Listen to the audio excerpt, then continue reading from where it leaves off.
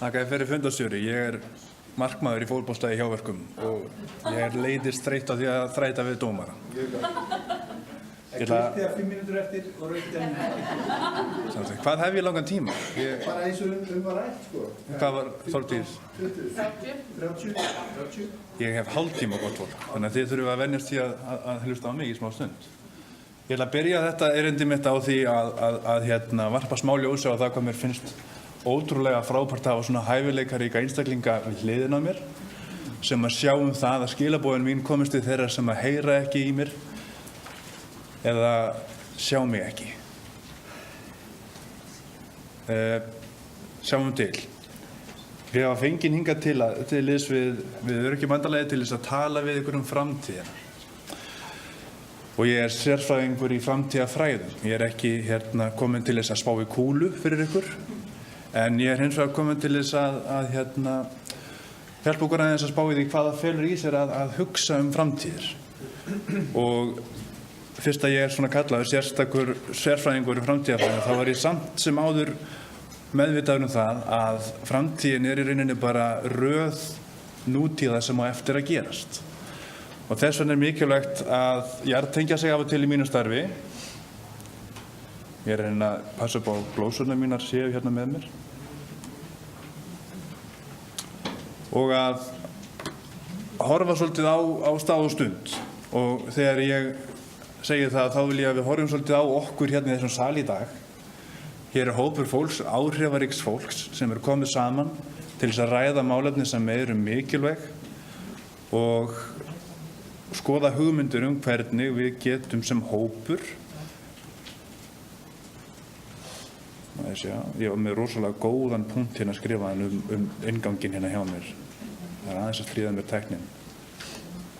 Svona. Sko. Stór hópur af áhrifaríku fólki. Og á þeim grundvelli ætlum við að ræða stöðu fólk sem býr við skerta starfsgetu. Og hér getum við skoða þessar hugmyndir saman sem heild og við getum líkt nútíðina til þess að taka mikilvægar ákvarðanir mikilvæga hóti framtíðar. Og ég ætla að byrja á að fjalla almennt framtíðar hugmyndir og hvernig við hugsum framtíðar og svo ætla ég að fara aðeins inn í það hvernig framtíðin getur snert þennan hóp og hvernig atvinnumarkaðurinn í rauninni stólar á það að við tökum ákvarðanir í dag sem hafa áhrif á hann.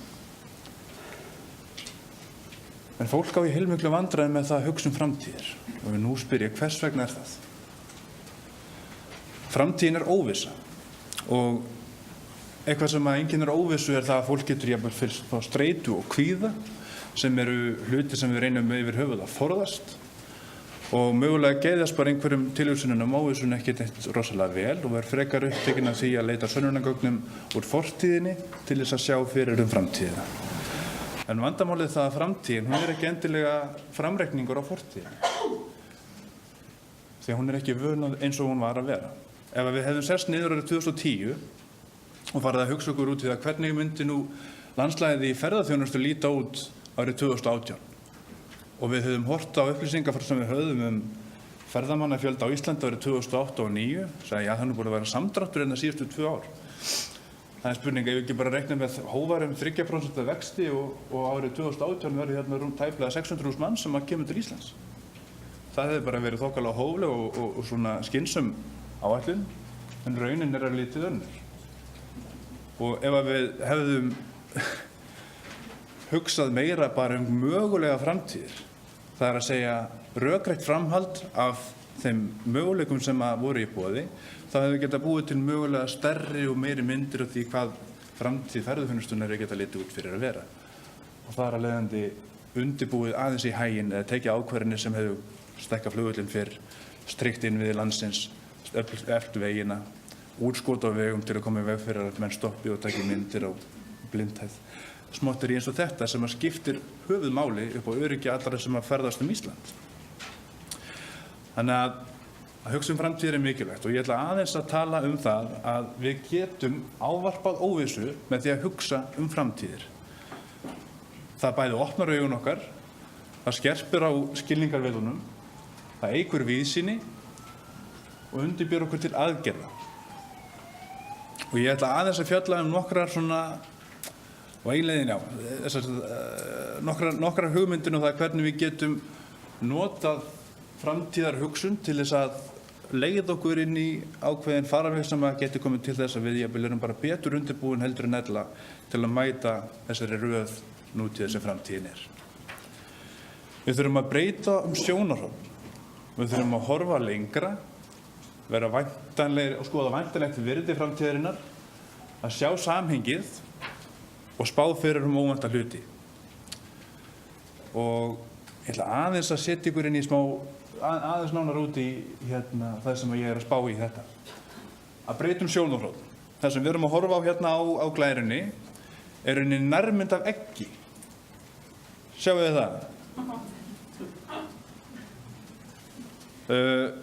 Mikilvæg regla er að láta ekki steikja sig lifandi.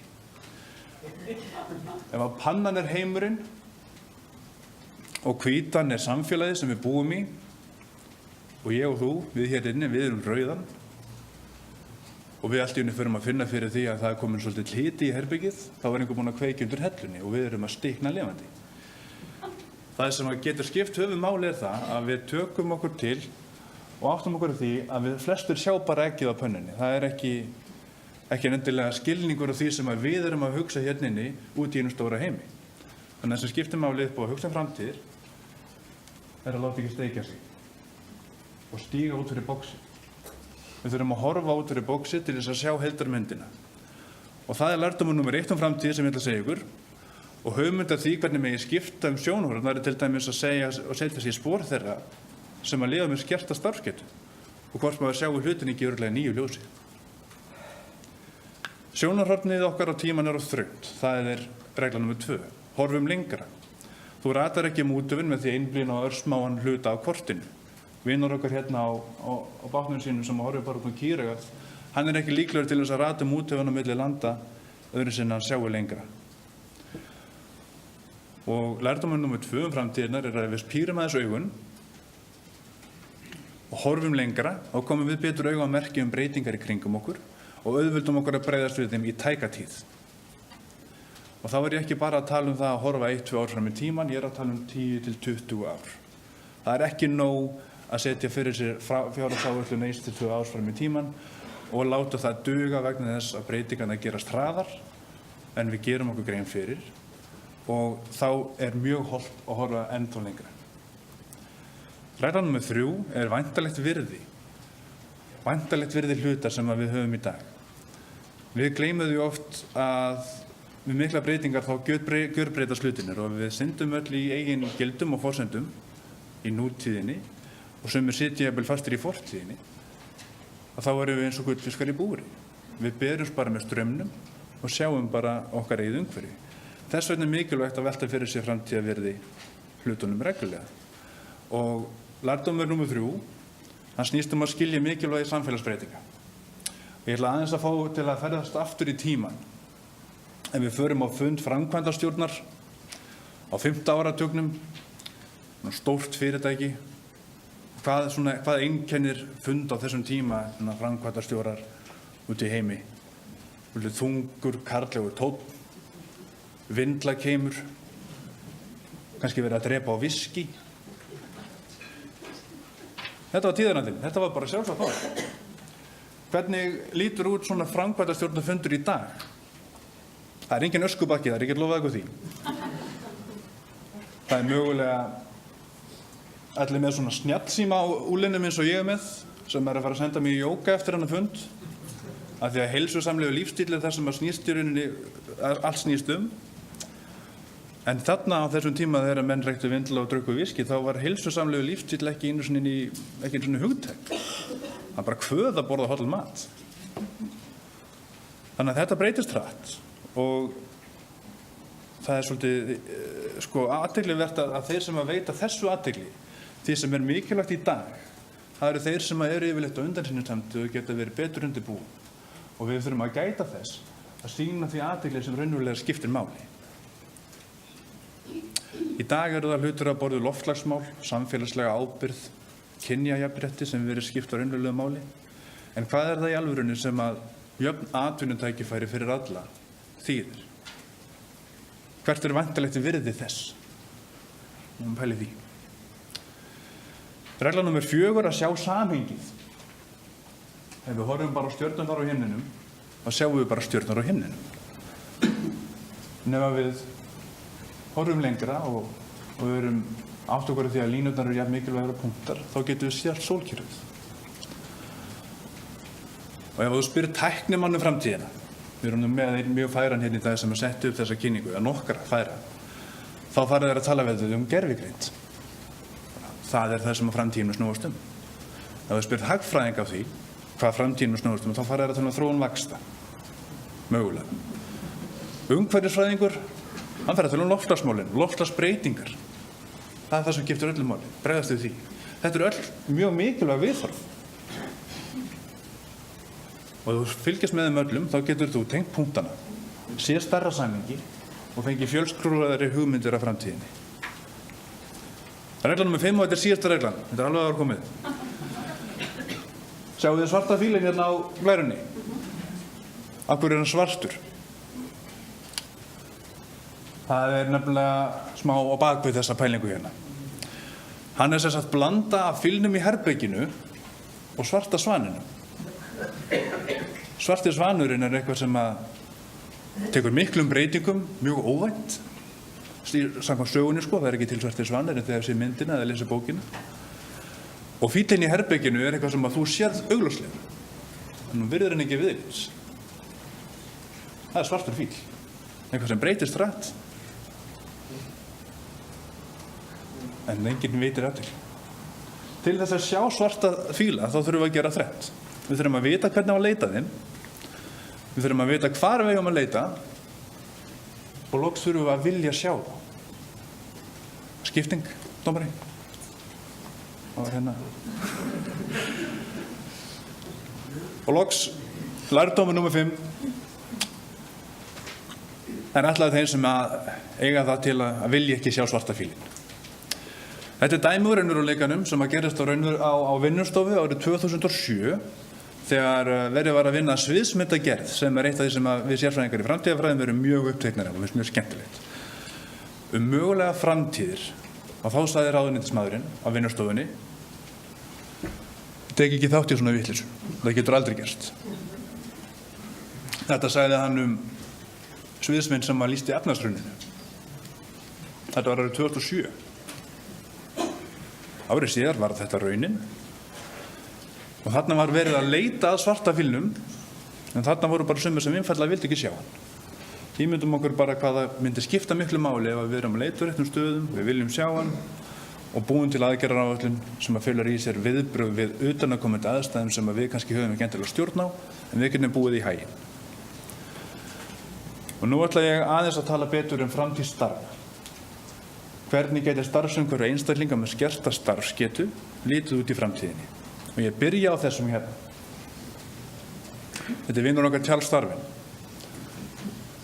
Það er ekki þeir sterkustu sinna tegundar né þeir best gefnu sem að lifa og dafna, heldur þeir sem eru best móttækilegir við breytingum. Breytingar er það sem að einkennir heimsöguna alltaf. Það er alltaf einhverja breytingar. Og það er dýrategundir og mannverur sem lifa af eru þeir sem að bregðast við aðstæðum og aðlaði sig. Og nú eru hlutir að breytast í kringum okkur og við þurfum aðlagast.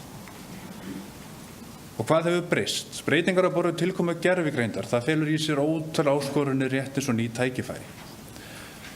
Til dæmis, þá getur gervigreind list ákveðna hluti af hólmi sem að áður kröfðust meiri fyrirhafnar og það er bara staðreynd sem við verðum að vinna með. En á sama tíma, þá gerur okkur kleift að gera hluti sem að áðurinnu voru bara erfiðir. Ef við tökum bankaþjónustu sem dæmi, þetta er ég er að spurja símanum minn, hvað á ég mikið á debitreikningum mínum? Ég geti rauninni sagt þetta með því að ýta og takka og tala við síman. Þá svarar síminn, fer inn á heimabankann, opnar reikningi minn, notar andlitsskannan sem er á símanum til þess að sjá að þetta er ég og 43.650 krónur, segir hann. villufærið á mig, á pappa, 20 skall. Og þetta afgreitt. Þetta eitthvað sem tók ferð niður í banka fyrir ekki löngu síðan. Eitthvað sem krefst þess að maður sé með alls konar lykilorð á hreinu og fleira sem svona leiðilegt í dag. En þetta tækni sem til í dag og í rauninni að leysa ákveðin störf á hólmi. Það staðreynd líka. En á sama tíma að opna glugga fyrir alls konar ný tækifæri sem við hérna inni erum svolítið ættum að vera upptekin að beisla. Og þá kemur að umræðuefni dagsins. Hvaða áhrif mun aukin sjálfvirknivæðing að fjórðu iðnbyltingin hafa á atvinnumöguleika einstaklinga með skerta starfsgetu? Stutta svarið við þessari spurningu að fjórðu iðnbyltingin, hún hefur óbærslega lítið með það að gera. Hvernig okkur gengur að auka atvinnuþátttöku þessara einstaklinga. Heldur mun mestu máli skipta hversu vel okkur gengur að hugsa reglulega og skilvirkt framtíðina þegar ég sé fulltrúa stjórnvalda og atvinnulífsins og hagsmunasamtaka einstaklingar með skerta starfsgetu, þá margfaldast líkurnar á því að við náum árangri saman. En það gerist ekkert ef við notum bara fortíðina sem fordæmi og nútíðina sem einhvers konar stoppmerki. Alveg óháð því hvort að framtíðinni fleiti áfram tækninni fleiti áfram með ekki, að þá erum við vopnum búin til þess að bregðast við og taka þess einstaklinga með okkur inn í framtíðina. Og svo þökkum við fyrir okkur. Staðreyndir svona dagsins í dag, við teljum 7,7 milljarða einstaklinga og 1/7 þeirra með skerta starfsgetu. Ég ekki með á nákvæmlega á hreinu hvað eru margir heima með skerta starfsgetu, hversu skert starfsgetan þeirra og hversu stór hluti þeirra vill vera á atvinnumarkaðnum. Það eru sérfræðingar hér í dag sem geta öflust svarað þessum spurningum. En eitt get ég hins vegar fullyrt sem viðskiptafræðingur og pælari í framtíðum að ekkert fyrirtæki að stofnun getur vísvitandi hunsað 7. hlutan af markaðnum sínum. Það fásinna. Og þegar svona stór hluti einstaklinga hefur sameiginlega hagsmuni og þarfir þá tekur hönd markaðarins yfirleitt við sér.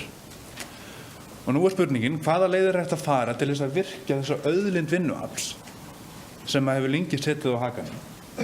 Og ég ætla að sýna ykkur myndbrot næst þar sem að vettvangur svipaði þessum hér á aðeins stærra sviði fór fram í janúar í ár og það sem vakti athygli mín bara það að þetta í rauninni í fyrsta sinn sem að málefnið sem við erum að tala hérna á jafn stóru sviði og það þýðir að það ákveðin meðbyr. Það því miður ekki texti á myndbandinu en ég ætla aðeins að fjalla það hérna eftir. Hlustum nú. I just want to stop and take a moment here this evening. This is a really big deal. And I really appreciate, we all do, those of you who are sitting out there in the audience, and for those of you who are online. We have seen in the past the power that business brands and leaders and platforms can bring to change, that transformative power. And I just want to say we are on one of the most influential platforms in the world. And we have some of the most influential leaders and brands here. For the very first conversation of this type in history, where disability business inclusion is on a main stage of such a platform with such influence around brand and leadership, which is critical. I also want to acknowledge the commitment of Procter & Gamble and Unilever, competitors, on this stage, no, seriously, recognizing the scale of the problem that exists. Because actually, tackling inclusion is not about competition, but it's about collaboration. And this is a really big deal, and we very, very much appreciate it. And I want to acknowledge the World Economic Forum. Thank you. Ég fikk pínu gæsahúð. Var einhver fleiri hérna sem að fannst þetta svolítið powerful? Þetta var myndbrot af pallborðsumræðum, upphafið pallborðsumræðna í Davos, þar sem að þetta stærsta public-private ráðstefnan sem fer fram í heiminum málefni líðandi stunda og hvað þessir kraftar aðalega frá Bloomberg, Procter & Gamble, Unilever og fleiri sem sátu þarna, hvað þau geta gert með stjórnvöldum til þess að leysa vandamál samtímans. Þetta í janúar, sem þýðir það að nú þetta málefni sem að ég veit að jöfnur, að fjölbreytni á stefnuskránum hjá 90% fyrirtækja, en aðeins 4% þeirra telja fötlun eða skerta starfsgetu hluta af fjölbreytni. Þau ávarpa það í þessum erindum og ég sé fram á að það sé svona, það er verið að blása í seglin og þarna rétt eins og hér eru samankomin þessi hópur áhrifaríkra einstaklinga og samfélaginu og eru að einsetja sér að skapa vettvang fyrir þessa aðila og það segir mér það að þarna komið fólk sem bara tilbúið að horfa lengra og það sér svarta fílinn. Það eru alls konar tól og leiðir og tæki til sem að í rauninni eru svona hreyfimáttur, drifkraftur í samfélaginu í dag og Sameinuðu þjóðirnar settu fram sjálfbærnimarkmiðin sín 2015, nokkuð nýlega, það sem að þau þýða í grunninn að það á enginn að vera skilinn eftir útundan. Og í krafti þeirra þá til dæmis hægt að finna tækifæri til þess að virkja með auknum jöfnuði og fleira þessa einstaklinga á markaðnum. Þetta hluti af loftslagsstefnu, að stefnuskrá stjórnvalda og flestra fyrirtækja á Íslandi. Stefnumótin fer fram á hverju ári hjá flestum fyrirtækjum. Það þarf að koma þessu fyrir hjá þeim. Af því að atvinnumarkaðurinn nokkuð ábyrgur þarna líka. Svo sá ég að það til eitthvað sem heitir starfsgetupassin eða Workplace Adjustment Passport, eitthvað sem að starfsfólk með skerta starfsgetu komið með til vinnustæðarins og sagt hér eru mín skerðing, hér eru þær aðlaganir sem ég þarf á mínu vinnustað og þetta veldur því að einstaklingurinn þarf ekki að útskýra fyrir hverjum einu sem hann hittir á nýjum vinnustað eða nýjum yfirmaður hvað hann þarf að gera til þess að rétta sína stöðu, hann getur bara umferðlega að láta hann hafa passan og það skilningur og virðing fyrir því. Þau eru bara svona nokkrar hugmyndir sem að ég sá í fljótu bræði að eru svona að ryðja sér rúms á yfirborðinu og svo ætla ég að ljúka mína yfirferð á því að sýna ykkur klippu frá fyrirtæki sem að ekki bara að gera eitthvað í sínum málum, heldur eru þetta fyrirtæki sem heitir Microsoft og í rauninni sköpuður gervigreitarinnar og fleiri hluta sem að leysa störfin á hólminn sem við erum að hafa áhyggjur af. En eitthvað eru þeir að gera til þess að bregðast við þessum breytingum. Microsoft's mission is to empower every person and every organization on the planet to achieve more. We want to open doors for everyone. That includes people with disabilities. There are 1.2 billion people in the world with disabilities. These are our employees, our customers, our friends, our family. We need to empower people with disabilities to come to work as they are, everything of who they are, to go for it. Whether that's building a product, a service, a website, or innovating something crazy that's going to reimagine the future for people with disabilities. People with disabilities have amazing skills. People with disabilities are a strength for this company. We need talent that really understands accessibility to drive innovation. Microsoft is a place where you can be who you are every day. And being who you are is the best skill that any of us can have. To learn more, go to Microsoft.com/inclusive hiring.